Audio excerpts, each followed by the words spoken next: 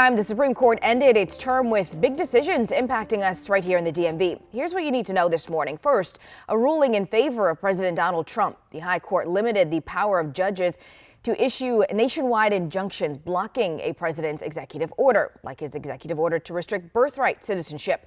The president calling it a win this morning, even though the High Court didn't specifically rule on the legality of his order to end birthright citizenship. And lastly, a new ruling allowing parents in Maryland to pull their children out of public school lessons using LGBTQ+ storybooks based on religious concerns. On the heels of his Supreme Court victory on nationwide injunctions relating to birthright citizenship, President Trump is now looking ahead to his spending bill. As Christian Benavides reports, today the Senate will meet in a rare Saturday session to discuss exactly how to move the bill forward.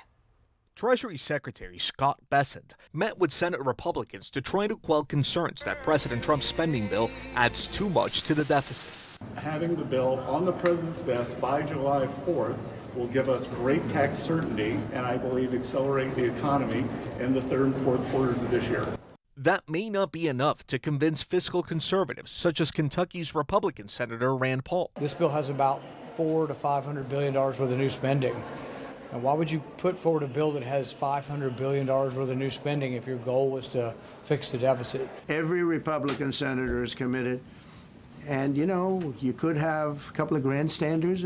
The president's push to have the bill passed by Independence Day comes after he posted on social media that his administration will end trade talks with Canada over that country's plan to implement new digital service taxes. Trump wrote, "Based on this egregious tax, we are hereby terminating all discussions on trade with Canada, effective immediately." Canadian Prime Minister Mark Carney.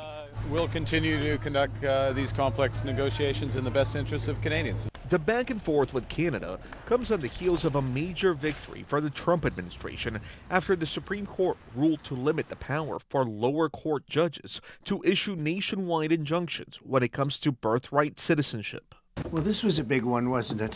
And instead of merely ruling on the immediate cases before them, these judges have attempted to dictate the law for the entire nation. The president said the ruling would clear the way for some of his challenged executive orders to go forward. Christian Benavides, CBS News.